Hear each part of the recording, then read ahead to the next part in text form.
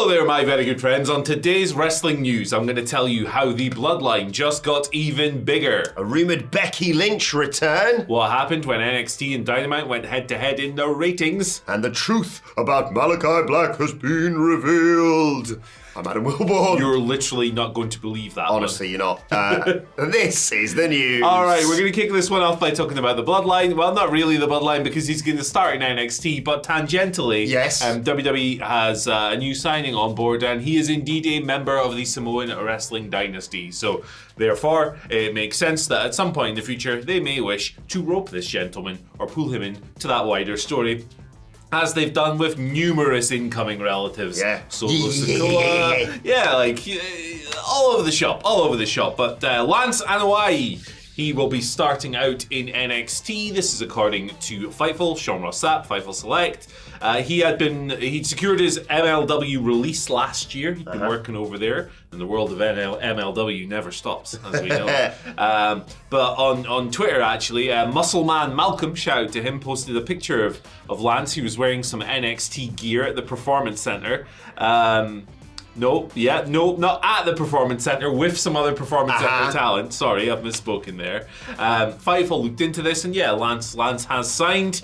Apparently this was done over the summer, however, he has been sidelined with an injury, which is maybe why you haven't seen him yet. There aren't any imminent plans for creative, and it's unlikely that he'll be cleared for a while, but Sports Illustrated has also independently confirmed that he was signed in August. He is the son of Samu, who was one of the hedge shrinkers with Rikishi, which means that he's 4th, 5th, 6th, 7th, 8th, 9th cousin. It's a wide-reaching dynasty, and it's incredible that it produces so many good wrestlers. So Lance has actually been on WWE programming before, however. Okay, pop quiz. Who did he wrestle on an episode of Monday Night Raw in 2019? 2019. Someone who doesn't need help being put over strong. He always looks amazing, this guy. One of the toughest men in the game. A big guy. No? Maybe. Really, think of, guys with, the toughest images in pro wrestling. They really don't need enhancement talent. Sheamus. Shane McMahon. Close. He also wrestled in 2015. Him and Rhett Titus, better known for his work in Ring of Honor, teamed up against the Ascension and got their asses beat by them. That's what happens when you wrestle the Ascension. You get your asses beat. Unless you're a legend, in which case you bury them. Indeed, yeah. So welcome, Lance. I'm sure it won't be long before he's making people dance. Well, I was about to say, I don't really know all about Lance. All I know is that he makes them dance. He's been wrestling for a long ass time, 14, 15 years? Yes, this is the Anoa'i name. No pressure that comes along with that.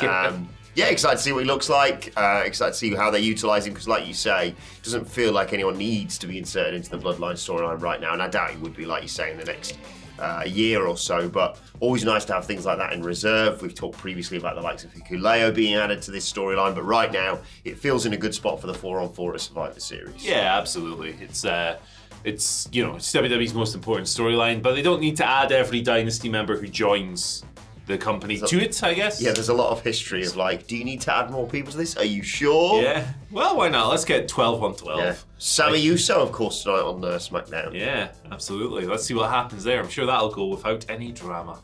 Someone else who could be attached to the Bloodline storyline, it's possible, is Becky Lynch. I don't know how, but...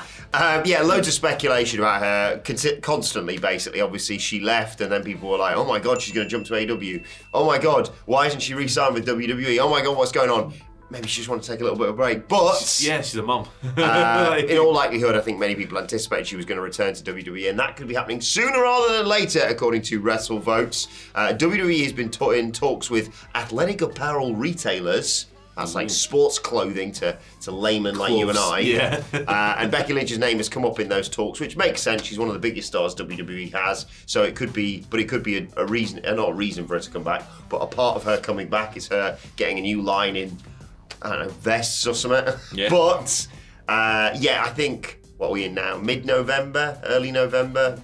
Yeah, she's going to be back by the start of next year, one would assume. Yeah, you'd think so. I still don't think she's going to be back like every single week of every single year. I feel like going forward, Becky's going to be a mum first. And she's done everything. She's done everything in WWE. She's had a very interesting career, from her forced retirement to coming back many years later, getting into WWE and just becoming that stage happened as well. I was going to skip that part. I thought that's immediately what I thought of. Yeah, but and she main event WrestleMania, didn't she? Yeah, the small matter of being the spearhead of that movement as the man. So yeah, she's a hell of a career. I'm sure she still has plenty she wants to do. But yeah, my own personal speculation is that maybe Becky's going to be on that kind of like Roman Reigns kind of schedule. Makes sense, yeah, exactly. She is sort of that level of star in terms of the women's division without question. As long as they don't do any storylines involving her husband, I'll be absolutely fine. Yeah, that's a funny one, that, isn't it? When people who have incredible real life chemistry are put together on screen and it just doesn't work. The least believable wrestling couple that are actually a wrestling couple. That are madly in love and married and have a kid. Crazy. Can't wait to see her back though, and looking forward to the athletic apparel that comes with her. Yes, I will buy Becky Lynch rash guard. It better be next year though, because I have given up on athletics until 2025. I've given up on athletics until 30,000. I don't know. Until the year 3000. Yeah, Busted ain't singing about me. Let me tell you. I love Busted. Why? Right, I've been seeing him in concert. Okay. Oh my God, again, they're doing another tour with McFly. Well, I went to see Muckbuster technically, and it was incredible. Fair enough. Different tastes. Yeah. Our next question. No, wait, it's not a question. Oh yeah. Well, we got a Q&A coming soon. Yeah, we do today, 5 p.m. UK time. You lucky bastards. Midday on the East Coast. Look out for that. Ratings. Good. Yeah, a lot of people don't like these. Timestamps are below. You know what to do.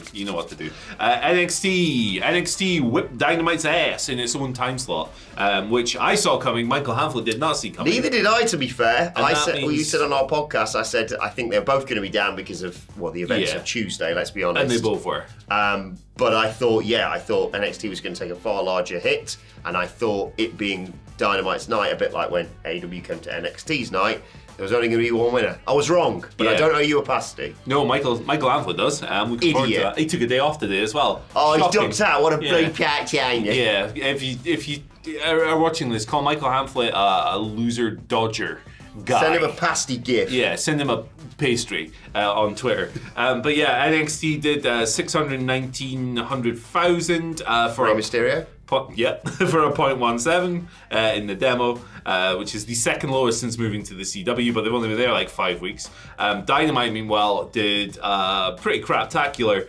0.16 rating, 523,000. So you rank it based on the demo, and NXT outdid it by a 0.1, whatever, 0.01. There was some pretty big competition, of course. There was, I don't know if you guys knew this, but something pretty big happened in the USA this week. And that was all over the news coverage. Also, there was a big NBA game. The Celtics versus the Warriors. Two big teams, two big name teams. Who won? I don't know. Okay, me either.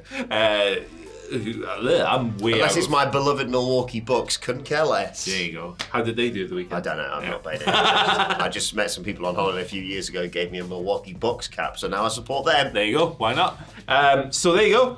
Look, I saw this coming. Yeah, you did. It's a more fluid audience. AEW has a more fluid audience. For all the things people say about, they've only got hardcore fans. That's not true, because anytime something happens, be it big news coverage or a big sporting event or a head-to-head competition these days, more people jump over to WWE. Yeah. So it's quite clear from these head-to-head situations that more of those fans are fly-by-night and will jump over to the other thing. Yeah, exactly.